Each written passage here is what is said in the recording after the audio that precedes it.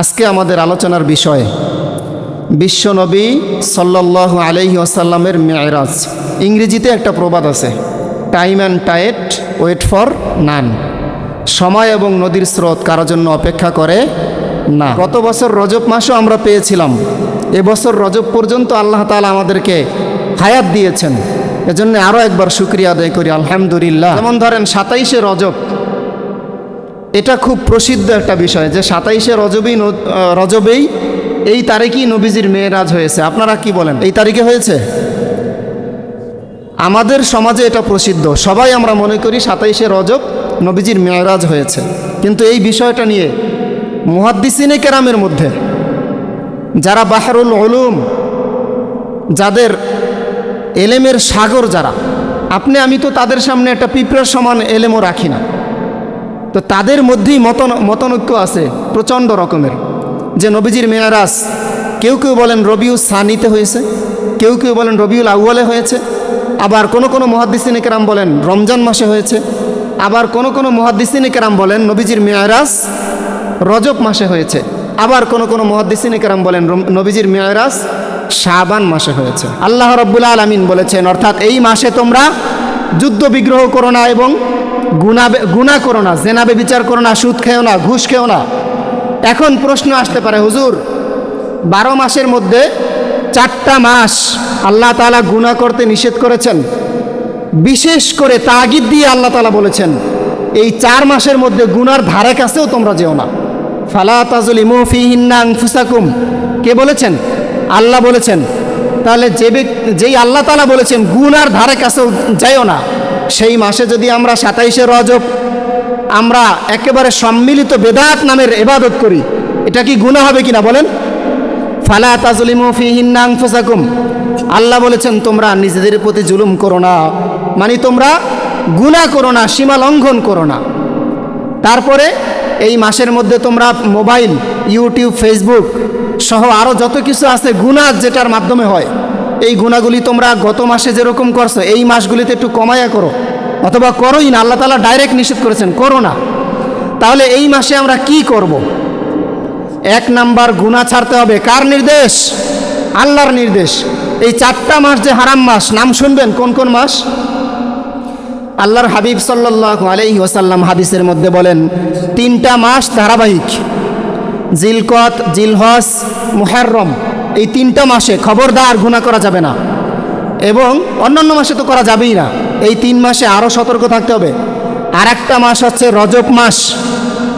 এই 4টা মাস আল্লাহর কাছে বিশেষ সম্মানিত মাস, সুতরাং এই 4 মাসে কোনো রকমের গুনার ধারে কাছেও যাওয়া যাবে না, এবং বাকি মাসেও গুনার ধারে কাছে যাওয়া যাবে না। তাহলে 1 নাম্বার যে আমল এই রজব মাসে আমাদেরকে কি করতে হবে? বেদাত বর্জন করতে হবে এবং বেশি বেশি আল্লাহ পাকের আনুগত্য করতে হবে, গুনাহ বর্জন করতে হবে। 2 নাম্বার যে আমল, নফল নামাজ পড়তে হবে, কোরআনুল কারীম তেলাওয়াত করতে হবে। আচ্ছা বলেন তো, রজব মাস যাওয়ার পরে আসবে কি মাস? শাবান মাস। শাবান মাসের পরেই আসবে কি মাস? রমজান মাস। শাহরু রমাদানাল্লাযী উনজিলা ফীহিল কুরআন। দয়াময় আল্লাহ রাব্বুল আলামিনের দরবারে অগণিত শুকর ও সুজুদ, যে মহান মালিক আমাদের সকলের হায়াতের মধ্যে বরকত দিয়ে সুস্থ রেখে দীর্ঘ একটি সপ্তাহ পর সপ্তাহের মধ্যে সর্বশ্রেষ্ঠ দিন জুমার দিন, দুনিয়ার মধ্যে সর্বশ্রেষ্ঠ জায়গা আল্লাহ পাকের ঘর মসজিদে আসার এবং বসার তৌফিক দান করেছেন, সেই মহান মালিককে খুশি করার লক্ষ্যে হৃদয়ের সবটুকু ভালোবাসা উজাড় করে দিয়ে জবান খুলে অন্তর থেকে মোহাব্বতের সাথে একবার কালিমাতুশ শুকর আদায় করি আলহামদুলিল্লাহ। আরও একবার শুকরিয়া আদায় করি আলহামদুলিল্লাহ। লক্ষ কোটি দুরুদ ও সালাম পেশ করছি বিশ্বনবী সাইয়্যিদুল মুরসালিন খাতামুন নবিয়্যিন রাহমাতাল লিল আলামিনের উপর। সকলেই বলি সাল্লাল্লাহু আলাইহি ওয়াসাল্লাম, সাল্লাল্লাহু আলাইহি ওয়াসাল্লাম। আরও একবার বলি সাল্লাল্লাহু আলাইহি ওয়াসাল্লাম। মুহতারাম হাজিরিন, আজকে আমাদের আলোচনার বিষয় বিশ্বনবী সাল্লাল্লাহু আলাইহি ওয়াসাল্লামের মেরাজ এবং রজব মাসের আমল। আলোচনার পুরোটুকু সময় জুড়ে কোরআন এবং হাদিসের সহি কথাগুলো আল্লাহ পাক রব্বুল আলামিন আমার জবান থেকে বের করে দিক, সকলে বলে আমিন। এবং পুরোটুকু সময় জুড়ে আমরা যারা শ্রবণ করব, আমাদেরকে আল্লাহ পাক রব্বুল আলামিন আমলের নিয়তে মনোযোগ দিয়ে শ্রবণ করার তৌফিক দান করুক, সকলে বলে আমিন। মোহতারাম হাজিরিন, ইংরেজিতে একটা প্রবাদ আছে, time and tide wait for none. সময় এবং নদীর স্রোত কারোর জন্য অপেক্ষা করে না। গত বছর ডিসেম্বর থেকে নিয়ে আজকের ডিসেম্বর শেষ, এখন 2026 সালে আমরা চলে আসছি। গত বছর রজব মাস থেকে নিয়ে এই একদিন 2 দিন 3 দিন, এক সপ্তাহ, এক মাস, এরকম করে 12টি মাস চলে গেছে। এখন কি মাস? রজব মাস। এখন কি মাস? রজব মাস। তাহলে গত বছর রজব মাসও আমরা পেয়েছিলাম, এবছর রজব পর্যন্ত আল্লাহ তাআলা আমাদেরকে হায়াত দিয়েছেন। এজন্য আরও একবার শুকরিয়া আদায় করি, আলহামদুলিল্লাহ। এখন একটু জানার বিষয় যে এই যে একটা বছর সময় আমাদের অতিক্রম হয়ে গেল, এক বছরে আমাদের হায়াত তো কমে গেল এবং আমরা মৃত্যুর দিকে ধাবিত হচ্ছি আস্তে আস্তে। তো এই মৃত্যুর দিকে যে আমরা ধাবিত হচ্ছি, মৃত্যুর পরবর্তী জীবন কবরের জিন্দিগি গত জুমায় আলোচনা ছিল। এই কবরের জিন্দিগির জন্য বা পরবর্তী জিন্দিগির জন্য আমরা কতটুকু আমল করতে পেরেছি? মোহতারাম হাজিরিন, রজব মাস আসলে আমাদের সমাজে যেমন আমলের কিছু আগ্রহ বেড়ে যায়, ঠিক তেমনিভাবে কিছু এই বাড়তি আগ্রহ উদ্দীপনার কারণে দেখা যায় যে বেদাতের কিছু প্রচলন আমাদের সমাজে বেশ ভালোভাবেই আছে। যেমন ধরেন 27শে রজব, এটা খুব প্রসিদ্ধ একটা বিষয় যে 27শে রজবেই এই তারিখেই নবীজির মেরাজ হয়েছে। আপনারা কি বলেন, এই তারিখে হয়েছে? আমাদের সমাজে এটা প্রসিদ্ধ, সবাই আমরা মনে করি 27শে রজব নবীজির মেরাজ হয়েছে। কিন্তু এই বিষয়টা নিয়ে মুহাদ্দিসিনে কেরামের মধ্যে যারা বাহরুল উলুম, যাদের এলেমের সাগর, যারা, আপনি আমি তো তাদের সামনে একটা পিঁপড়ার সমান এলেমও রাখি না, তো তাদের মধ্যেই মতানৈক্য আছে প্রচণ্ড রকমের যে নবীজির মেরাজ কেউ কেউ বলেন রবিউল সানিতে হয়েছে, কেউ কেউ বলেন রবিউল আউয়ালে হয়েছে, আবার কোনো কোনো মুহাদ্দিসিনে কেরাম বলেন রমজান মাসে হয়েছে, আবার কোনো কোনো মুহাদ্দিসিনে কেরাম বলেন নবীজির মেরাজ রজব মাসে হয়েছে, আবার কোনো কোনো মুহাদ্দিসিনে কেরাম বলেন নবীজির মেরাজ শাবান মাসে হয়েছে। এই মতানৈক্য কাদের মাঝে? মুহাদ্দিসিনে কেরামের মধ্যে। তাহলে আপনি আমি তো সাধারণ মুসল্লি, আপনি আমি কিভাবে নিশ্চিত হলাম যে 27শে রজব নবীজির মেরাজ হয়েছে? তবে নবীজির মেরাজ হয়েছে এই কথাটা সত্য, এটা কি কোনো ব্যক্তি অস্বীকার করতে পারবে? আপনি আমি অস্বীকার করতে পারবো? যদি আপনি আমি অস্বীকার করি তাহলে কি হবে? তাহলে আপনার আমার ঈমান থাকবে না। আজকের আলোচনাটা বুঝতে হলে সর্বপ্রথম যেটা দরকার সেটা হচ্ছে ঈমান। কি দরকার? ঈমান।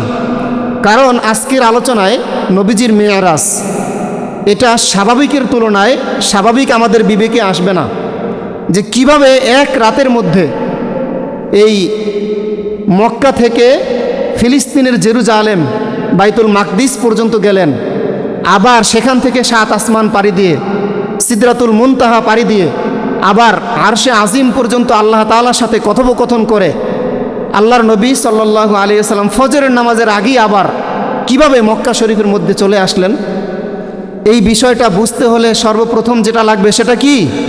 ঈমান। আর যদি ঈমান না থাকে তাহলে সেই ব্যক্তির গোটা জিন্দেগি ধ্বংস।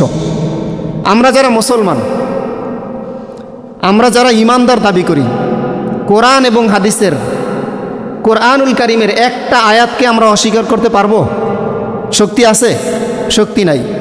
আল্লাহ পাক রব্বুল আলামিন পবিত্র কোরআনুল কারীমের প্রথম সূরা সূরাতুল বাকারা, এর মধ্যে আল্লাহ রব্বুল আলামিন বলেন আলিফ লাম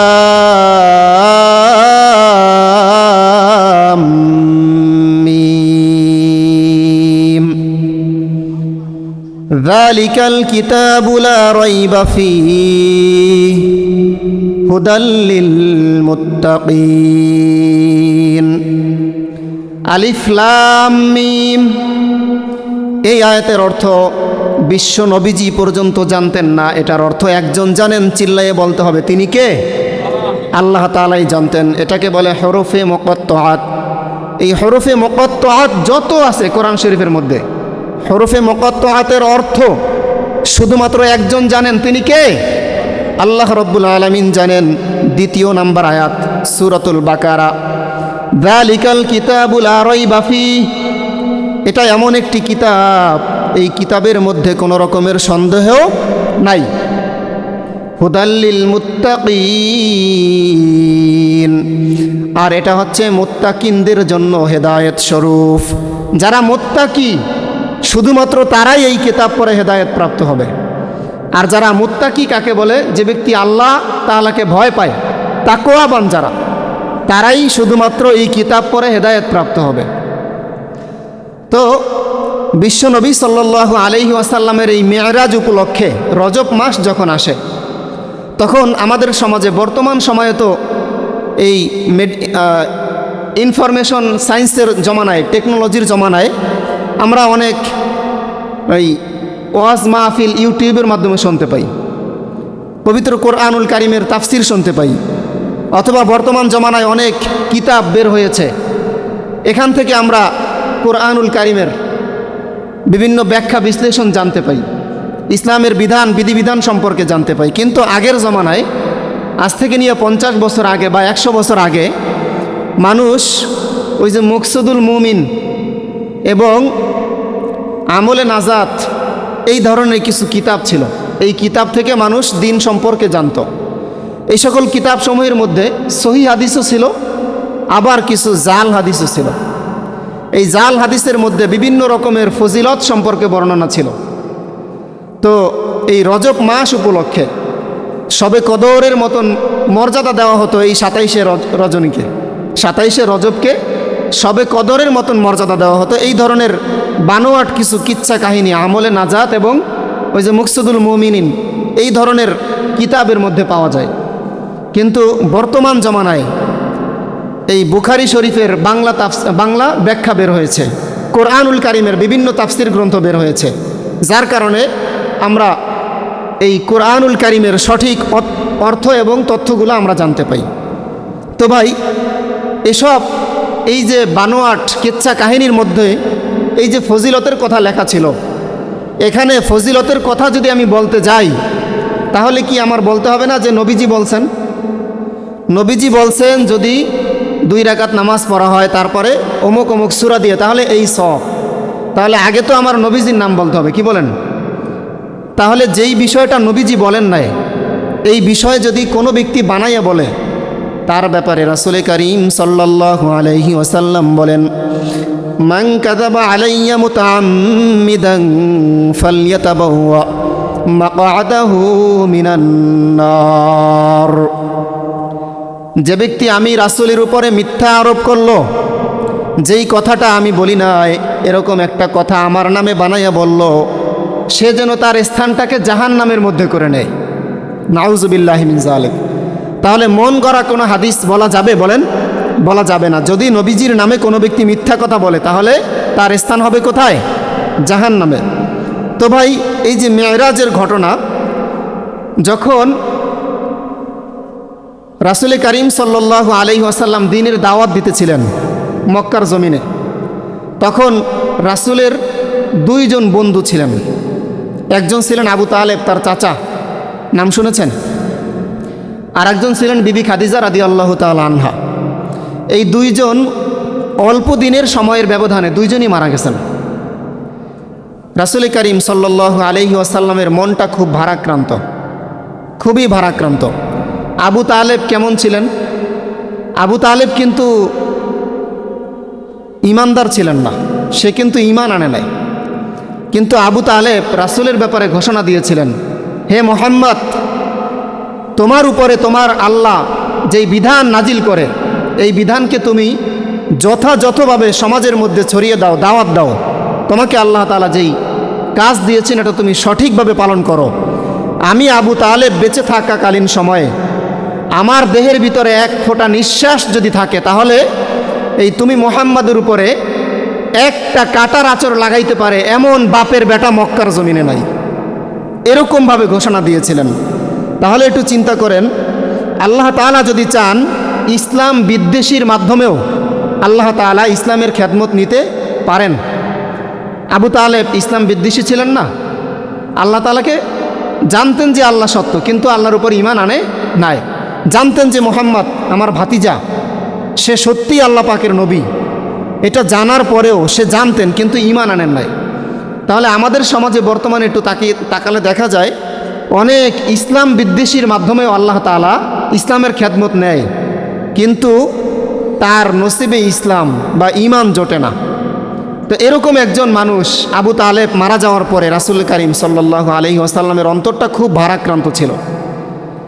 তো আবু তালেব বাহিরের দিকটাকে তাকে খুব ভালো প্রোটোকল দিতেন।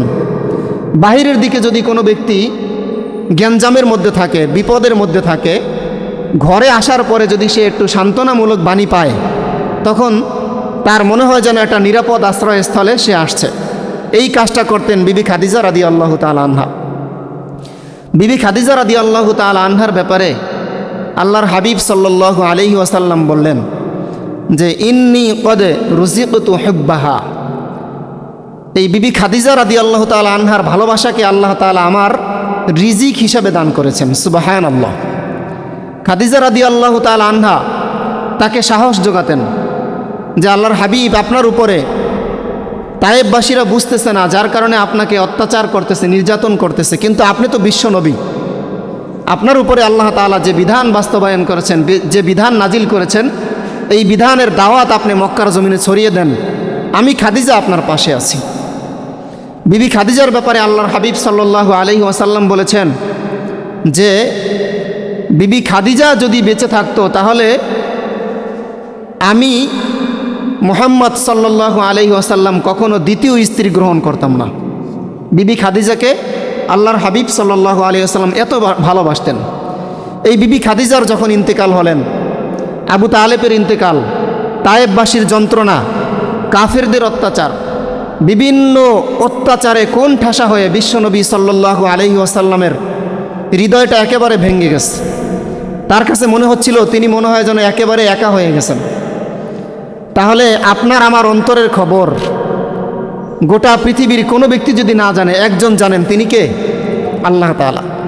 গোটা সৃষ্টি জগতের মধ্যে সর্বশ্রেষ্ঠ সম্মানিত ব্যক্তি মুহাম্মদ সাল্লাল্লাহু আলাইহি ওয়াসাল্লাম আল্লাহ তাআলার দোস্ত।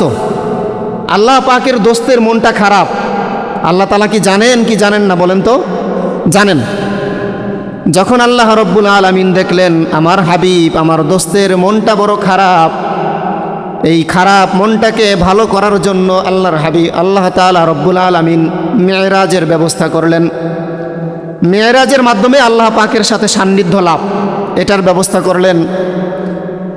এই ব্যাপারে রাসূল করিম সাল্লাল্লাহু আলাইহি ওয়াসাল্লাম বলেন, আন আনাস রাদিয়াল্লাহু তাআলা আনহু قال قال رسول الله صلى الله عليه وسلم فرج عن صفق بيت وأنا بمكة فنزل جبريل ففرج صدري ثم غسل بماء زمزم। যখন আমি মক্কায় ছিলাম, মক্কায় থাকা অবস্থায় আমার গৃহের ছাদ দেখলাম যে এটা ছিদ্র করা হচ্ছে। নবীজি বলতেছেন, হযরত আনাস ইবনে মালিক রাদিয়াল্লাহু তাআলা আনহুর মতন সাহাবী থেকে বর্ণিত, বুখারী শরীফ এবং মুসলিম শরীফের লম্বা হাদিস।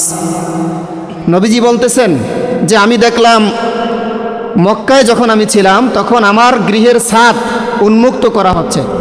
ফানাসালা জিবরিল, আমি দেখলাম জিবরিল আলাইহিস সালাতু ওয়াস সালাম ওই ছাদ দিয়ে নামলেন। উন্মুক্ত করার পরে জিবরিল আলাইহিস সালাম নাজিল হলেন। তারপরে তিনি কি করলেন? ফাফারাজা সদরি, তিনি আমার বক্ষটাকে বিদীর্ণ করলেন, এই সিনাটাকে চেক করলেন, মানে একেবারে বুকটাকে ফেরে ফেললেন। সুম্মা গাসালা বিমাই জমজম, বুকটাকে ফাড়ার পরে জিবরিল আলাইহিস সালাম আমার এই বুকটাকে জমজমের পানি দিয়ে ধৌত করলেন। সুবহানাল্লাহ।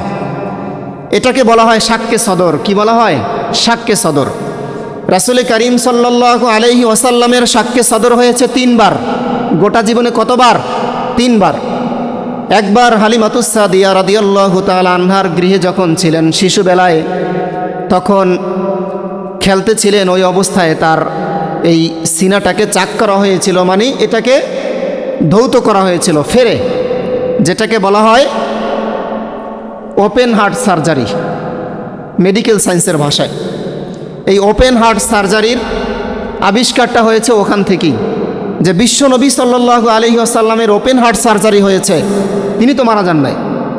এখান থেকে মেডিকেল সায়েন্সের অগ্রযাত্রার আলোকে আজকে আমরা বুঝতে পারি যে না, আসলে এই ওপেন হার্ট সার্জারি হলে মানুষ মরে না। কিন্তু বিগত 100 বছর আগে কাফের মুশরিক বেদুইনরা এটাকে নিয়ে ঠাট্টা বিদ্রুপ করত, যে মুহাম্মদ সাল্লাল্লাহু আলাইহি ওয়াসাল্লাম পাগল হয়ে গেছেন, তার বুকটাকে ফেরে ফেলছে আর সে নাকি জীবিত ছিল। কিন্তু আজকের জমানায় এটা কি অবিশ্বাস? কেন অবিশ্বাস না? মেডিকেল সায়েন্সের কল্যাণে 1400 বছর আগে আল্লাহ তাআলা এটা করে শিখিয়ে দিয়েছেন যে না, এটা সম্ভব। তাহলে আরেকবার হয়েছিল যৌবনকালে, আরেকবার হয়েছিল এই যে মেরাজের রজনীতে, যখন রাসূল করিম সাল্লাল্লাহু আলাইহি ওয়াসাল্লাম মেরাজে গমন করবেন। একটু চিন্তা করে দেখেন, যখন কোনো মহাকাশ বিজ্ঞানের অগ্রযাত্রার ফলে যখন সে চাঁদের দেশে যায় এই রহস্য উন্মোচন করার জন্য, এই লোকটা কি স্বাভাবিকভাবে আপনাকে পাঠিয়ে দিতে পারবে? যদি যেতে হয় তাকে সায়েন্স নিয়ে পড়াশোনা করা লাগবে, তারপরে তাকে দীর্ঘ একটা সময় ধরে ট্রেনিং করতে হবে, অনেক প্রশিক্ষণের মাধ্যমে তাকে প্রস্তুত করা হয়। মহাকাশ 50,000 কিলোমিটার উপরেই তো যেই চাপ, এই চাপটা একজন মানুষ নিতে পারবে কিনা? তাহলে বিশ্বনবী সাল্লাল্লাহু আলাইহি ওয়াসাল্লাম মেরাজ যে করেছেন, এই 7 আসমানের উপরে যে উঠেছেন, গবেষণায় দেখা গেছে এটা হচ্ছে 9,13,00,000 মাইল উপরে নবীজি সাল্লাল্লাহু আলাইহি ওয়াসাল্লাম উঠেছিলেন। সুবহানাল্লাহ। এত বড় উচ্চতায় যখন তাকে নেওয়া হবে, তাকে কি একটু মানসিকভাবে প্রস্তুত করার দরকার আছে না নাই বলেন তো? আল্লাহ পাক রব্বুল আলামিন তাকে এই তার বক্ষটাকে শাক্কে সদরের মাধ্যমে, জিবরাইলের মাধ্যমে জমজমের পানি দ্বারা ধৌত করার পরে এটাকে প্রস্তুত করলেন, বিশ্বনবীকে মেরাজের জন্য প্রস্তুত করলেন। তারপরে বিশ্বনবী সাল্লাল্লাহু আলাইহি ওয়াসাল্লাম বললেন, আমার জন্য একটি বোরাক আনা হলো। এই বোরাকটি ছিল সাদা ধবধবে, শুভ্র, এবং এটা ছিল ক্ষিপ্র গতির, তীব্র গতিসম্পন্ন একটা বোরাক ছিল। এই বোরাকের পিঠে যখন রাসূল করিম সাল্লাল্লাহু আলাইহি ওয়াসাল্লাম ওঠার চেষ্টা করলেন, তখন এই বোরাক তো একটা জন্তু মাত্র। এই বোরাকের আরেকটা বর্ণনা রাসূল করিম সাল্লাল্লাহু আলাইহি ওয়াসাল্লাম বলেছেন যে এই বোরাক, তার দৃষ্টিটা, তার এই যে পদক্ষেপটা, তার গতি ছিল দৃষ্টির শেষ সীমা পর্যন্ত। একটা কদম এখানে দিত, আর একটা কদম তার কোথায় পড়তো? দৃষ্টির শেষ সীমা যেখানে যায়। এটা আপনাদের ভালো বুঝে আসবে না, যদি একটা এক্সাম্পল দিই তাহলে বুঝে আসবে। ধরেন সূর্য এখান থেকে কতটুক দূরে বলেন তো?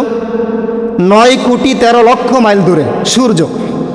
তাহলে আমরা সাধারণ চর্মচক্ষু দিয়ে সূর্যটাকে মুহূর্তের মধ্যে দেখতে পাই না।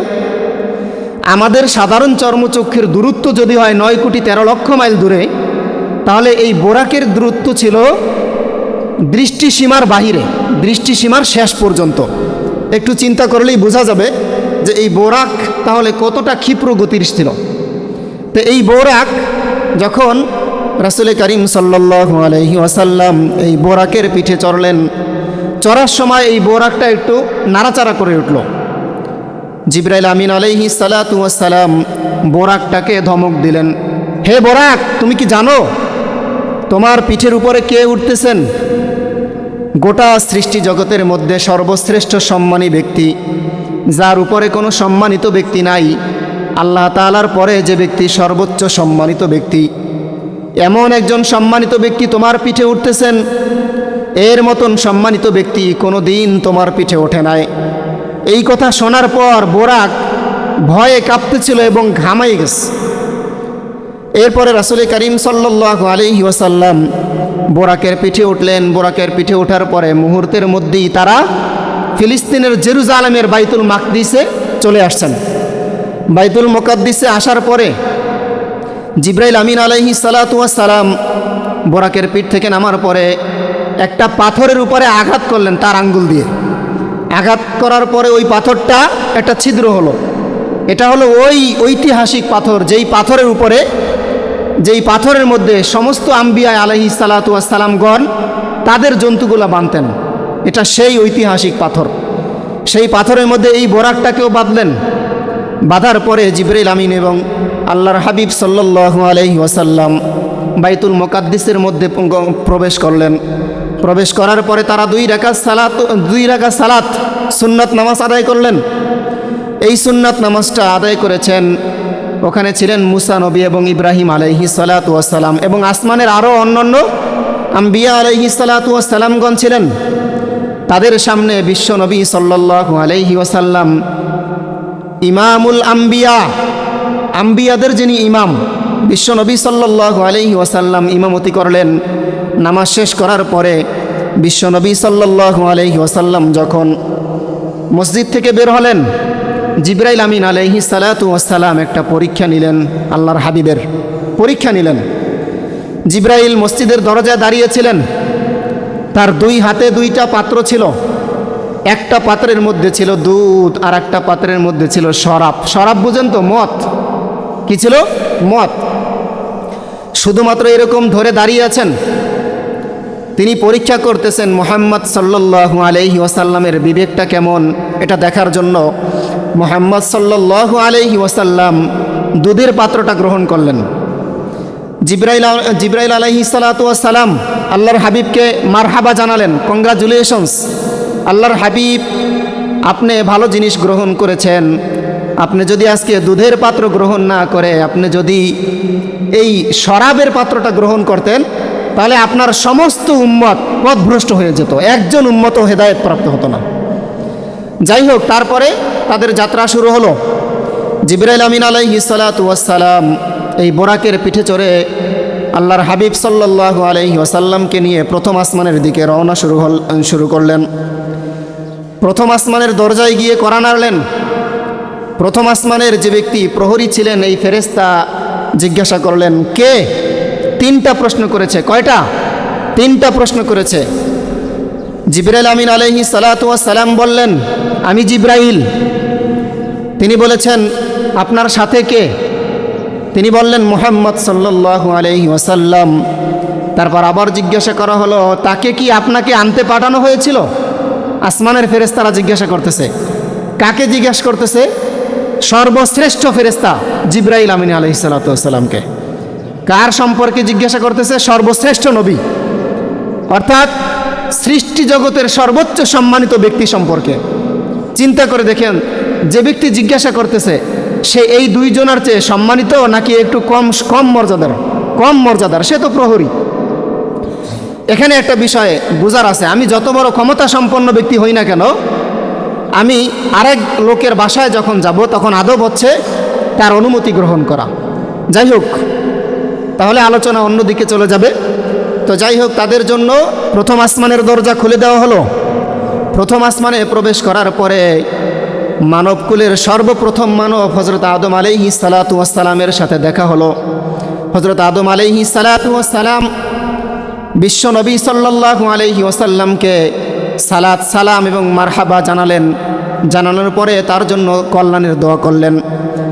আল্লাহর হাবিব সাল্লাল্লাহু আলাইহি ওয়াসাল্লাম বলেন, আমি লক্ষ্য করলাম আদম নবী যখন ডান দিকে তাকাচ্ছেন, ডান দিকে তাকানোর সময় আদম নবী হাসতেছিলেন, খুশি খুশি মনে হচ্ছিল। আর যখন আদম নবী বাম দিকে তাকাচ্ছিলেন তখন আদম নবীর চেহারাটা মলিন হয়ে যাচ্ছে। আমি জিবরাইলকে জিজ্ঞাসা করলাম, ব্যাপার কি? জিবরাইল উত্তর দিল, যখন আদম নবী ডান দিকে তাকায়, এই ডান দিকে অনেক মানুষকে আপনি দেখেছেন না? বলছে, হ্যাঁ দেখেছি।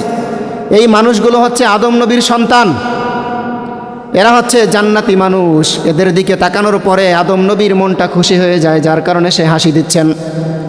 আর বাম দিকে যে তাকাচ্ছেন এরা হচ্ছে আদম নবীর আরেকটা গ্রুপ সন্তান। এরা হচ্ছে জাহান্নামী, তারা নাফরমানি করেছে যার কারণে তারা জাহান্নামী। এজন্য আদম নবী চিন্তিত এবং বিস্মিত যে আমার সন্তানরা জাহান্নামে যাবে। আদম নবীর মনটা খারাপ। যাই হোক, এরপরে আমরা দ্বিতীয় আসমানের দিকে রওনা হলাম। দ্বিতীয় আসমানেও একই প্রশ্ন। প্রশ্নগুলোর উত্তর দেওয়ার পরে তাদের জন্য দরজা খুলে দেওয়া হলো। দ্বিতীয় আসমানে দুইজন খালাতো ভাই নবী, দুইজন খালাতো ভাই নবী। একজন ছিলেন ঈসা ইবনে মারইয়াম আলাইহিস সালাতু ওয়াস সালাম, আর একজন ছিলেন ইয়াহইয়া ইবনে জাকারিয়া আলাইহিস সালাতু ওয়াস সালাম। এই দুইজন নবী আল্লাহর হাবিব সাল্লাল্লাহু আলাইহি ওয়াসাল্লামকে মারহাবা এবং স্বাগতম জানালেন। তারপরে আবার তার জন্য কল্যাণের দোয়া করলেন। এরপরে 3 নম্বর আসমানের দিকে আমরা রওনা হলাম। তৃতীয় আসমানের দিকে রওনা হওয়ার পরে একই প্রশ্ন। এই প্রশ্নগুলোর জবাব দেওয়ার পরে আমাদের জন্য 3 নম্বর আসমানের দরজা খুলে দেওয়া হলো। 3 নম্বর আসমানে গিয়ে দেখলাম ইউসুফ নবী বসে আছেন। ইউসুফ নবীকে আল্লাহ তাআলা গোটা পৃথিবীর অর্ধেক সৌন্দর্য দান করেছিলেন, আর আমাদের নবীকে আল্লাহ তাআলা মানবকুলের সর্বশ্রেষ্ঠ সম্মানিত এবং সর্বশ্রেষ্ঠ সৌন্দর্য দান করেছিলেন। এই ব্যাপারে যদি আমি আলোচনায় যাই তাহলে আজকের আলোচনা শেষ করা যাবে না। শুধুমাত্র সামান্য একটু বলি। আমরা সূরা ফাতিহার মধ্যে পড়ি আলহামদুলিল্লাহি রাব্বিল আলামিন। সমস্ত প্রশংসা একজনের জন্য, তিনি কে? রব্বিল আলামিন, যিনি জগৎ সমূহের রব। শুধু এক জগতের না, গোটা জগৎ সমূহের রব, তার প্রশংসা আমরা করি। এবং আরেকটি আয়াতের মধ্যে আমরা বলি ওয়ামা আরসালনাকা ইল্লা রাহমাতাল লিল আলামিন। আল্লাহ তাআলা বলেছেন, হে নবী, আমি আপনাকে গোটা জগৎ সমূহের জন্য রহমত স্বরূপ পাঠাইলাম। কে বলেছেন? আল্লাহ বলেছেন। তাহলে আল্লাহ তাআলা হচ্ছে গোটা জগৎ সমূহের সৃষ্টিকর্তা। আর এই গোটা জগৎ সমূহের রহমাতাল লিল আলামিন হিসাবে আল্লাহ তাআলা কাকে পাঠাইছেন? বিশ্ব নবী সাল্লাল্লাহু আলাইহি ওয়াসাল্লামকে পাঠাইছেন। তাহলে এই বিশ্ব নবীর সৌন্দর্যের উপরে আলোচনা করলে একটা জুমাই আলোচনা করা যায়। যাই হোক, বিশ্ব নবী সাল্লাল্লাহু আলাইহি ওয়াসাল্লাম এবার চতুর্থ আসমানের দিকে রওনা হলেন। চতুর্থ আসমানে একই প্রশ্ন। আসমানের দরজাগুলো খুলে দেওয়া হলো। খুলে দেওয়ার পরে চতুর্থ আসমানে ইদ্রিস আলাইহিস সালাতু ওয়াস সালামের সাথে দেখা হলো। ইদ্রিস আলাইহিস সালাতু ওয়াস সালাম একই অবস্থা করলেন। কি করলেন? মারহাবা, স্বাগতম জানালেন এবং আল্লাহর হাবিবের জন্য কল্যাণের দোয়া করলেন। পঞ্চম আসমানে যাওয়ার পরে পঞ্চম আসমানে হযরত হারুন আলাইহিস সালাতু ওয়াস সালামের সাথে দেখা হলো। ষষ্ঠ আসমানে হযরত মুসা আলাইহিস সালাতু ওয়াস সালামের সাথে দেখা হলো। সপ্তম আসমানে হযরত ইব্রাহিম আলাইহিস সালাতু ওয়াস সালামের সাথে দেখা হলো। আল্লাহর হাবিব সাল্লাল্লাহু আলাইহি ওয়াসাল্লাম বলেন, আমি দেখলাম ইব্রাহিম আলাইহিস সালাতু ওয়াস সালাম বাইতুল মামুরের সাথে এরকম হেলান দিয়ে বসে আছেন, পিঠ লাগিয়ে ঠেস দিয়ে বসে আছেন। এই বাইতুল মামুর হচ্ছে এমন একটা মসজিদ, আসমানের উপরে মসজিদ। এই মসজিদে প্রতিদিন জিবরাইল বলতেছেন আল্লাহর হাবিবকে, আল্লাহর হাবিব, বাইতুল মামুর কি আপনি জানেন? বাইতুল মামুর হচ্ছে আসমানের উপরে এমন একটি মসজিদ, 7 আসমানের উপরে। এই মসজিদের মধ্যে দৈনিক 70,000 ফেরেশতা সালাত আদায় করে। কত হাজার? 70,000 ফেরেশতা সালাত আদায় করে। এবং আজকে যেই 70,000 ফেরেশতা সালাত আদায় করেছে, কিয়ামতের আগ পর্যন্ত এরা আর কোনোদিন সিরিয়াল পাবে না। তাহলে একটু চিন্তা করে দেখেন, আল্লাহ পাকের সৃষ্টি জগতের মধ্যে কত অগণিত অসংখ্য ফেরেশতা রয়েছে। সুবহানাল্লাহ। যাই হোক, এরপরে সিদরাতুল মুনতাহা, সিদরাতুল মুনতাহা ইনদাহা জান্নাতুল মাওয়া। হযরত জিবরাইল আমিন আলাইহিস সালাতু ওয়াস সালাম বলেন, আল্লাহর হাবিব, সিদরাতুল মুনতাহা কি আপনি জানেন? সিদরাতুল মুনতাহা হচ্ছে আসমানের উপরে সর্বোচ্চ সম্মানিত স্থান এবং সর্বোচ্চ সীমা, আসমানের সর্বোচ্চ চূড়ান্ত সীমা। সিদরাতুন মানি বড়ই গাছ, আর মুনতাহা মানি শেষ সীমানা, চূড়ান্ত সীমানা। সিদরাতুল মুনতাহা শেষ সীমান্তের বড়ই গাছ। এই বড়ই গাছের উপরে, বড়ই গাছের পাতা সম্পর্কে রাসূল করিম সাল্লাল্লাহু আলাইহি ওয়াসাল্লাম বলেন, আমি দেখলাম সিদরাতুল মুনতাহার পাতাগুলো হচ্ছে হাতির কানের মতো, এবং এখানে যে ফলগুলো আছে এগুলো হচ্ছে রঙিন কলসের মতো। আল্লাহ পাকের যখন কোনো বিধান আসে, বিধান আসার পরে এক এক সময় এক একটা বিধান আসে, বিধান আসার পরে এই গাছটা এমন নূরে নূরান্বিত হয় যেটা মানুষের জবানে এটার বর্ণনা করে শেষ করা যাবে না। সুবহানাল্লাহ।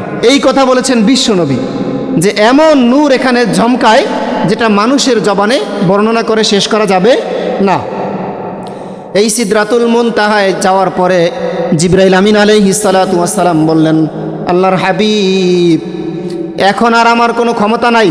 সিদরাতুল মুনতাহা হচ্ছে সীমান্তের গাছ, এরপরে কি আছে শুধুমাত্র একজন জানেন, তিনি কে? আল্লাহ রব্বুল আলামিন জানেন। আল্লাহর হাবিব, এরপরে যদি আমি যাই তাহলে আমার এই পাখাগুলো পুড়ে ছাই হয়ে যাবে। এরপরে আছে আল্লাহ পাকের নূর, আরশে আজিম। এখন আপনি থাকেন, আপনাকে নেওয়ার ব্যবস্থা করবে আল্লাহ তাআলা। যেহেতু আপনাকে আনছেন আল্লাহ তাআলা, আল্লাহর সাথে কিভাবে আপনার দেখা হবে সেটা ব্যবস্থা করবে কে? আল্লাহ রব্বুল আলামিন ব্যবস্থা করবেন। মুহাদ্দিসিনে কেরাম বলেন, এই সময় আল্লাহ তাআলার পক্ষ থেকে বোরাক আসছে। কি আসছে? রফরফ আসছে। রফরফ নামের একটা বাহন আল্লাহ তাআলা পাঠিয়ে দিয়েছেন। আল্লাহর হাবিব সাল্লাল্লাহু আলাইহি ওয়াসাল্লাম বলেন, এই রফরফ নামের বাহনটা ছিল সবুজ রঙের, এটাও ছিল ক্ষিপ্র গতিসম্পন্ন। এই রফরফ নামক বাহনের মধ্যে চড়ে আল্লাহর হাবিব সাল্লাল্লাহু আলাইহি ওয়াসাল্লাম একেবারে আল্লাহ পাকের আরশে আজিমে পৌঁছে গেলেন। আরশে আজিমে বিশ্বনবী সাল্লাল্লাহু আলাইহি ওয়াসাল্লাম, তার পায়ের নিচে গোটা জগৎ। আল্লাহ পাক যাকে ভালোবাসেন তাকে এভাবেই সর্বোচ্চ সম্মানিত করেন।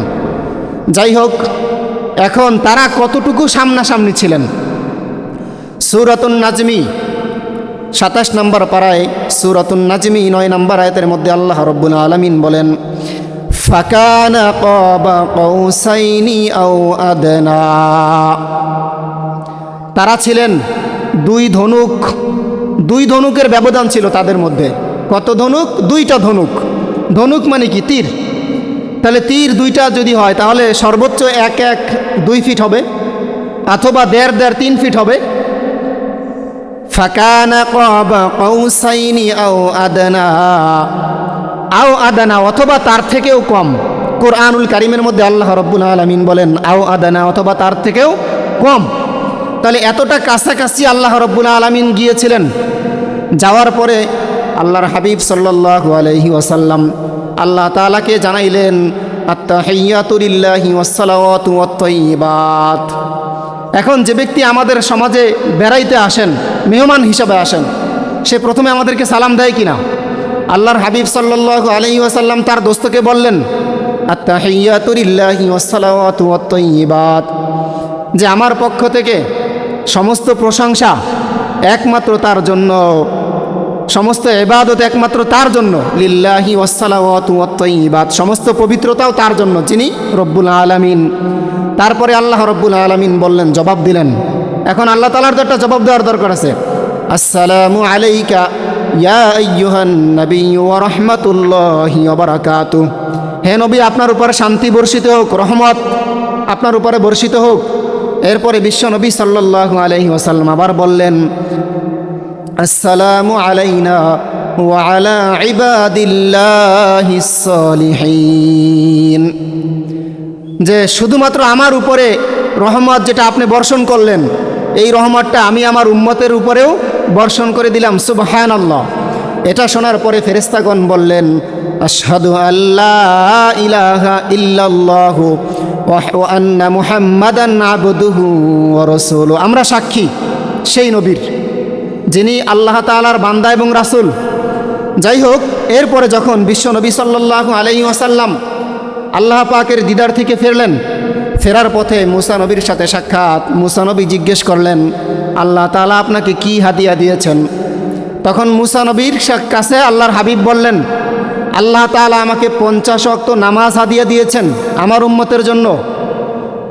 নবীজি খুব ফুরফুরা মেজাজে, খুব খুশি, আল্লাহ তাআলা দিয়েছেন। মুসা নবী মাথায় হাত, কি বলেন? 50 ওয়াক্ত নামাজ আপনার উম্মত পারবে না, কারণ আমি বনি ইসরাইলদের নবী ছিলাম, আমি উম্মত চড়াইয়া তারপর এখানে আসছি। সুতরাং উম্মতরা কতটা ঘাড়তেরা টাইপের হয় সেটা আমি নবী মুসা নবী জানি। সুতরাং আপনি আবার চলে যান। এই উম্মত যখন শীতের সময় আসবে, জুমার নামাজে আসবে, কিন্তু ফজর নামাজ পড়বে না, এরকম উম্মত আপনার হবে। সুতরাং আপনি আবার চলে যান, এই আল্লাহর কাছে আবেদন করেন, আবেদন করার পরে 50 ওয়াক্ত নামাজ থেকে আবার কিছু কমাই নিয়ে আসেন। আল্লাহর হাবিব সাল্লাল্লাহু আলাইহি ওয়াসাল্লাম, সময় সংক্ষেপ, এজন্য আমিও সংক্ষেপ করতেছি। আল্লাহর হাবিব সাল্লাল্লাহু আলাইহি ওয়াসাল্লাম বললেন যে আমি এরকম একবার আল্লাহ তাআলার কাছে যাই, আর একবার মুসা নবীর কাছে আসি, আবার তিনি ফিরিয়ে দেন, আবার আল্লাহর কাছে যাই, আবার চলে আসি, আবার তিনি ফিরিয়ে দেন। এভাবে 9 বার। কতবার? 9 বার। প্রতিবারই আল্লাহ তাআলা আমার কাছ থেকে 5 বার করে কমাইলেন। তাহলে কত ওয়াক্ত হয়? 5 নং 45 ওয়াক্ত নামাজ কমাইলেন। এই 45 ওয়াক্ত নামাজ কমানোর পরে যখন আল্লাহর হাবিব সাল্লাল্লাহু আলাইহি ওয়াসাল্লাম আল্লাহ তাআলার কাছ থেকে ফেরত আসবেন, তখন আল্লাহ তাআলা বললেন, আল্লাহর হাবিব দাঁড়ান, দাঁড়ান, দাঁড়ান। মা ইউবাদদালুল কাউলু লাদাইয়া ওয়া মা আনা বিযাল্লামিল লিল আবিদ। আমি রব্বুল আলামিনের জবান এক, আমি রব্বুল আলামিনের জবান কখনো বৃথা যায় না। আমি কখনো 2 কথা বলি না, যেটা বলি সেটা পালন করি। আমি বলেছিলাম 50 ওয়াক্ত নামাজ, যেহেতু আপনি আমার উপরে বিশেষ আবেদন করেছেন, আপনার সম্মানে আমি 45 ওয়াক্ত নামাজ মাইনাস করে দিলাম আপনার উম্মতের জন্য। কিন্তু আমি যেহেতু বলেছি 50 ওয়াক্ত নামাজ, আপনি জেনে রাখুন, আপনার কোনো উম্মত যদি এই 5 ওয়াক্ত নামাজ আদায় করে, আমি রব্বুল আলামিন তাকে 50 ওয়াক্ত নামাজের সওয়াব দান করব। সুবহানাল্লাহ। আল্লাহর হাবিব তো আরও খুশি। এরপরে আল্লাহ তাআলা বললেন, শুধু তাই নয়, আপনার কোনো উম্মত যদি নেক কাজের নিয়ত করে, নেক কাজের নিয়ত করলে তাকে এক নিয়ত করার সাথে সাথে, নেক কাজ করে নাই, শুধুমাত্র নিয়ত করছে, তাকে আমি একটা সওয়াব দান করব। যদি এই কাজটা সে বাস্তবায়ন করে, তাহলে আমি তাকে 10 গুণ সওয়াব দান করব। আল্লাহর হাবিব আরও খুশি। সুবহানাল্লাহ। আল্লাহ তাআলা আমার উম্মতের জন্য এত সুযোগ দিচ্ছে, আল্লাহর হাবিব তো খুশি। খুশির চোটে আল্লাহ তাআলা আবার বললেন, শুধু তাই নয়, আপনার কোনো উম্মত যদি একটা গুনার নিয়ত করে যে এই গুনাহটা সে করবে, নিয়ত করার সঙ্গে সঙ্গে তার আমলনামায় আমি গুনাহ লিখব না, আমি তাকে সুযোগ দিব সে এই গুনাহটা থেকে ফেরত আসে কিনা। তারপরে আবার যখন এই গুনার জন্য সে রওনা হবে, এখন গুনাহ করতে যায়, ঘুষের টাকা দিতে যায় অথবা আনতে যায়, জেনা করতে যায় অথবা করাইতে যায়, যেভাবেই হোক, তো যাওয়ার পথেও আল্লাহ তাআলা ফেরেশতাদেরকে নিষেধ করেন, আমার এই বান্দার অন্তরের মধ্যে হেদায়েত আসতে পারে, সুতরাং তোমরা এখন কি করো না, গুনাহ লেখিও না। যখন কোনো বান্দা এই গুনাহটাকে বাস্তবায়ন করে, তখন আল্লাহ রব্বুল আলামিন তার আমলনামায় একটা গুনার পরিবর্তে একটা গুনাহই লেখেন। দেখেন, নাফরমানি করার পরেও আল্লাহ তাআলা একটা গুনাহই দেয়, আর সওয়াবের কাজ করলে আল্লাহ তাআলা কয়টা দান করে? 10 গুণ দান করে। এরপরে যখন বিশ্ব নবী সাল্লাল্লাহু আলাইহি ওয়াসাল্লাম আবার ফেরত আসলেন, আবার ওই মুসা নবীর সাথে দেখা। মুসা নবী জিজ্ঞেস করলেন, কয় ওয়াক্ত নামাজ আছে? কয় 5 ওয়াক্ত। কয় এটাও পারবে না, আপনি চলে যান, আবার আল্লাহর কাছে আবেদন করেন, আবার এখান থেকে কমান। আল্লাহর হাবিব সাল্লাল্লাহু আলাইহি ওয়াসাল্লাম এবার বললেন যে, মুসা নবী, এবার আমার খুব লজ্জা হচ্ছে, আল্লাহর কাছে আমি আর কিভাবে যাই? আল্লাহ তাআলা এত দয়া করেছেন, 5 ওয়াক্ত পড়লে 50 ওয়াক্তের সওয়াব দান করবেন, আমি এখন আর পারবো না, আমার খুব লজ্জা হচ্ছে। তাহলে দেখেন, মুসা নবীও একজন বিশিষ্ট নবী ছিলেন, সে ধারণা করেছেন পারবে না। আজকে তো দেখি তাই, আমরা তো 5 ওয়াক্ত নামাজও পড়তে পারি না, কি বলেন? পারি। তাহলে এই রজব মাসের শিক্ষাটা কি? মূলত রজব মাসের শিক্ষা হচ্ছে নামাজ। নামাজ আল্লাহ তাআলা নামাজ নাজিল করেছেন আমাদের উপরে। রজব মাসের পরে, এই মেরাজের পরে আল্লাহর হাবিব সাল্লাল্লাহু আলাইহি ওয়াসাল্লাম পৃথিবীর বুকে 12 বছর বেঁচেছিলেন। কত বছর? 12 বছর, মানে 1 যুগ। আমরা এই 27শে রজবটাকে প্রসিদ্ধ মনে করি যে এই 27 তারিখেই রজব হয়েছে, নবীজির মেরাজ হয়েছে। কিন্তু মুহাদ্দিসিনে কেরামের মধ্যে এটা নিয়ে মতানৈক্য আছে। কেউ বলে রবিউল সানি, কেউ বলে রবিউল আউয়াল, কেউ বলে রজব মাস, কেউ বলে শাবান মাস, কেউ বলে রমজান মাস। তাহলে একটু চিন্তা করে দেখেন, মুহাদ্দিসিনে কেরামের মধ্যে মতভেদ আছে যে কোন মাসে হয়েছে, এটাই মুহাদ্দিসিনে কেরাম পর্যন্ত সন্দিহান।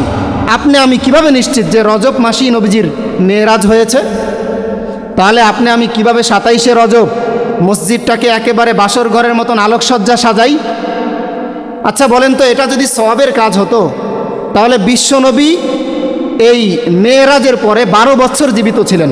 নবীজির যখন 51 বছর বয়স, নবুয়তের 11তম বছরে, নবুয়ত পেয়েছেন 40তম বছরে, 40 বছর পরে যখন এই 11 বছরের সময় অর্থাৎ 51তম বছর যখন নবীজির, তখন মেরাজ হয়েছে।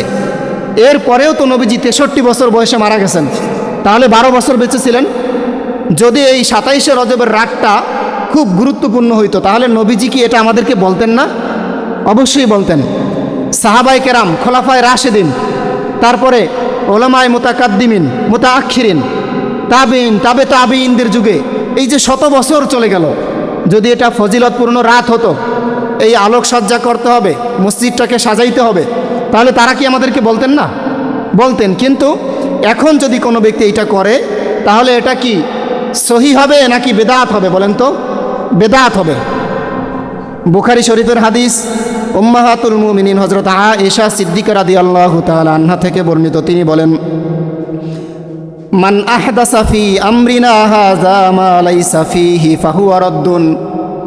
যে ব্যক্তি ইসলামের মধ্যে নাই এমন কোনো বিষয়, নতুন কোনো বিষয় সংযোজন করে, আবিষ্কার করে, ফাহুয়া রাদ্দুন, সেটা প্রত্যাখ্যাত, মানে সেটাকে ডাস্টবিনে ফেলে দিবেন। কে? আল্লাহ তাআলা। ইসলামের মধ্যে নাই, নবীজি করে নাই, সাহাবায়ে কেরাম করে নাই, এটা যদি বর্তমান জমানায় কোনো ব্যক্তি করে, তাহলে তার এই আমলটা কবুল হবে? টাকা পয়সা খরচ করলাম, রাত্র জাগরণ করলাম, কিন্তু এই আমলটা একেবারে ডাস্টবিনে ফালাই দেওয়া হবে। এবং এর ব্যাপারে রাসূল করিম সাল্লাল্লাহু আলাইহি ওয়াসাল্লাম বলেন, কুল্লু বিদআতিন দালালা ওয়া কুল্লু দালালাতিন ফিন্নার। প্রত্যেক বেদাত গোমরাহি অথবা পথভ্রষ্টতা, আর প্রত্যেক পথভ্রষ্টতা হচ্ছে দালালাতিন ফিন্নার, জাহান্নামের আগুন, জাহান্নামে যেতে হবে। তাহলে আমরা কি এই 27শে রজবের রাত্রিতে ইবাদত করব? সাহাবায়ে কেরাম করে নাই, সাহাবায়ে কেরাম করে নাই, নবীজি পর্যন্ত করে নাই, আমরা করব? করব না। আল্লাহ তাআলা আমাদেরকে এই আলোচনাটা বুঝার তৌফিক দান করুক। যদি আমার এই আলোচনা আপনাদের বুঝে না আসে, আরও বড় আলেমদের কাছে জিজ্ঞাসা করেন, কোরআন হাদিস আরও ভালোভাবে পড়েন, তারপরে এই বিষয়ে আমরা অগ্রসর হব। এবার আসি রজব মাসের আমল। তাহলে আমরা কি করব? রজব মাস সম্মানিত মাস, এই মাস সম্পর্কে আল্লাহ রাব্বুল আলামিন পবিত্র কুরআনুল কারীমের সূরাতুত তাওবা 36 নম্বর আয়াতের মধ্যে বলেন, ইন্না ইদ্দাতাশ শুহুরি ইনদাল্লাহি 12 শাহরান ফি কিতাবিল্লাহ ইয়াওমা খালাকাস সামাওয়াতি ওয়াল আরদা মিনহা আরবাআতুল হুরুম যালিকাদ দীনুল কাইয়্যিম ফালা তাযলিমু ফীহিন্না আনফুসাকুম। এই আয়াতের শুরুতেই আল্লাহ রাব্বুল আলামিন বলেন, ইন্না, অবশ্যই, ইদ্দাতাশ শুহুরি, ইদ্দাতুন মানে গণনা, শুহুর মানে মাস, শাহরুনের বহুবচন। ইন্না ইদ্দাতাশ শুহুরি ইনদাল্লাহি 12 শাহরান ফি কিতাবিল্লাহ। যেদিন এই পৃথিবীটা আল্লাহ তাআলা সৃষ্টি করেছেন, সেই দিন থেকে আল্লাহ তাআলার কাছে আল্লাহ তাআলা নিজেই 12টা মাস নির্ধারণ করেছেন। এই 12 মাসের যে গণনা করি, কে নির্ধারণ করেছেন বলেন তো? আল্লাহ তাআলা নির্ধারণ করেছেন। ফি কিতাবিল্লাহ ইয়াওমা খালাকাস সামাওয়াতি ওয়াল আরদা মিনহা আরবাআতুল হুরুম। এই 12টা মাসের মধ্যে আবার 4টা মাসকে আল্লাহ তাআলা হারাম ঘোষণা করেছেন। হারাম, হারাম মানে নিষিদ্ধ, আবার কোনো কোনো হারাম মানে হচ্ছে সম্মানিত। এই আলোচনাটা কিন্তু আমি গত বছরও করেছিলাম, আমার মনে আছে। রজব মাসে হারাম শরীফ আমরা বলি না? হারাম শরীফ মানে কি? নিষিদ্ধ শরীফ। হেরেম শরীফ মানে সম্মানিত জায়গা। অর্থাৎ হারাম মাস 12টা মাসের মধ্যে 4টা মাস, এই 4টা মাস হচ্ছে সম্মানিত মাস। ফালা তাযলিমু ফীহিন্না আনফুসাকুম। সুতরাং তোমরা এই মাসের মধ্যে নিজেদের প্রতি জুলুম করো না, বলেছেন আল্লাহ তাআলা। কে বলেছেন? আল্লাহ রাব্বুল আলামিন বলেছেন। অর্থাৎ এই মাসে তোমরা যুদ্ধ বিগ্রহ করো না এবং গুনাহ করো না, জেনা ব্যভিচার করো না, সুদ খেও না, ঘুষ খেও না। এখন প্রশ্ন আসতে পারে, হুজুর 12 মাসের মধ্যে 4টা মাস আল্লাহ তাআলা গুনাহ করতে নিষেধ করেছেন, তাহলে বাকি 8 মাসে কি গুনাহ করা যাবে? গুনাহ করা যাবে না, বরঞ্চ আল্লাহ তাআলা গুনাহ তো গুনাই, কি বলেন, ময়লা তো ময়লাই, ডাস্টবিন তো ডাস্টবিনই। ময়লার ডাস্টবিন নিয়ে যত নাড়াচাড়া করে ততই গন্ধ ছড়ায়। তো যাই হোক, অন্যান্য মাসেও গুনাহ করা যাবে না, বাট বিশেষ করে তাগিদ দিয়ে আল্লাহ তাআলা বলেছেন এই 4 মাসের মধ্যে গুনার ধারে কাছেও তোমরা যেও না। ফালা তাজলিমু ফিহিন্না আনফুসাকুম, কে বলেছেন? আল্লাহ বলেছেন। তাহলে যেই আল্লাহ তাআলা বলেছেন গুনার ধারে কাছেও যাইও না, সেই মাসে যদি আমরা 27শে রজব আমরা একেবারে সম্মিলিত বেদাত নামের ইবাদত করি, এটা কি গুনাহ হবে কিনা বলেন? ফালা তাজলিমু ফিহিন্না আনফুসাকুম, আল্লাহ বলেছেন তোমরা নিজেদের প্রতি জুলুম করো না, মানে তোমরা গুনাহ করো না, সীমা লঙ্ঘন করো না। তারপরে এই মাসের মধ্যে তোমরা মোবাইল, ইউটিউব, ফেসবুক সহ আরও যত কিছু আছে গুনাহ যেটার মাধ্যমে হয়, এই গুনাহগুলি তোমরা গত মাসে যেরকম করছো এই মাসগুলিতে একটু কমায়া করো, অথবা করোই না। আল্লাহ তাআলা ডাইরেক্ট নিষেধ করেছেন করো না। তাহলে এই মাসে আমরা কি করব? 1 নাম্বার, গুনাহ ছাড়তে হবে। কার নির্দেশ? আল্লাহর নির্দেশ। এই 4টা মাস যে হারাম মাস, নাম শুনবেন কোন কোন মাস? আল্লাহর হাবিব সাল্লাল্লাহু আলাইহি ওয়াসাল্লাম হাদিসের মধ্যে বলেন 3টা মাস ধারাবাহিক, জিলকত, জিলহজ, মুহররম, এই 3টা মাসে খবরদার গুনাহ করা যাবে না। এবং অন্যান্য মাসে তো করা যাবেই না, এই 3 মাসে আরও সতর্ক থাকতে হবে। আর একটা মাস হচ্ছে রজব মাস। এই 4টা মাস আল্লাহর কাছে বিশেষ সম্মানিত মাস। সুতরাং এই 4 মাসে কোনো রকমের গুনার ধারে কাছেও যাওয়া যাবে না, এবং বাকি মাসেও গুনার ধারে কাছে যাওয়া যাবে না। তাহলে 1 নাম্বার যে আমল, এই রজব মাসে আমাদেরকে কি করতে হবে? বেদাত বর্জন করতে হবে এবং বেশি বেশি আল্লাহ পাকের আনুগত্য করতে হবে, গুনাহ বর্জন করতে হবে। 2 নাম্বার যে আমল, নফল নামাজ পড়তে হবে, কোরআনুল কারীম তেলাওয়াত করতে হবে। আচ্ছা বলেন তো, রজব মাস যাওয়ার পরে আসবে কি মাস? শাবান মাস। শাবান মাসের পরেই আসবে কি মাস? রমজান মাস। শাহরু রমাদানাল্লাযী উনজিলা ফীহিল কুরআন, এই রমজান মাসটা হচ্ছে কোরআন নাজিলের মাস। তাহলে কোরআন নাজিলের মাসে যদি আপনি কোরআন কিভাবে পড়বেন ওইটার প্রস্তুতি নেন, এটা বুদ্ধিমানের কাজ নাকি বোকার কাজ? বোকার কাজ। কারণ রমজান মাসে আপনি যদি কেবলমাত্র আপনি প্রস্তুতি নেন তাহলে পড়বেন কখন? বুদ্ধিমানের কাজ হচ্ছে রজব মাসে কোরআনুল কারীম শিখবে, রমজানে যাতে করে কলিজাটা ভিজিয়ে সে কোরআনুল কারীম তেলাওয়াত করতে পারে। সুবহানাল্লাহ। তাহলে এই রজব মাস থেকেই আমাদেরকে কোরআনুল কারীম শিখতে হবে, গুনাহ ছাড়তে হবে, নফল নামাজ বেশি বেশি পড়তে হবে এবং বেশি বেশি নফল রোজা আদায় করতে হবে। তবে 27শে রজবই যে করতে হবে এমন না। যেমন এই মাসের মধ্যে 3 দিন রোজা রাখা আল্লাহর হাবিবের সুন্নত, সেই 3 দিন 11, 12, 13 এই 3 দিন আমরা রোজা রাখতে পারি। তারপরে হচ্ছে এই বেদাত থেকে মুক্ত থাকতে হবে। আল্লাহ পাক রব্বুল আলামিন আমাদের সকলকে রজব মাসের গুরুত্ব এবং মাহাত্ম্য বোঝার তৌফিক দান করুক। এই রজব মাস হচ্ছে হারাম মাস, মানে সম্মানিত মাস। এই মাসে গুনাহ বর্জন করার তৌফিক দান করুক, সকলে বলে আমিন। বেশি বেশি নেক আমল করার তৌফিক দান করুক, সকলে বলে আমিন। বেশি বেশি এই বেদাতকে বর্জন করার তৌফিক দান করুক, সকলে বলে আমিন। যদি আলোচনা বুঝে আসে তাহলে বলুন তো, 27শে রজব আমাদের এই মসজিদটা কি আলোকসজ্জা করা হবে? হবে না। তারপরে 27শে রজব আমাদের এখানে কোনো আয়োজন করা হবে? হবে না। আল্লাহ পাক রব্বুল আলামিন এই আলোচনার উপরে আমাকে এবং আমাদের সকলকে আমল করার তৌফিক দান করুক। আমিন। ওয়া আখির দাওয়ানা আনিল হামদুলিল্লাহি রাব্বিল আলামিন।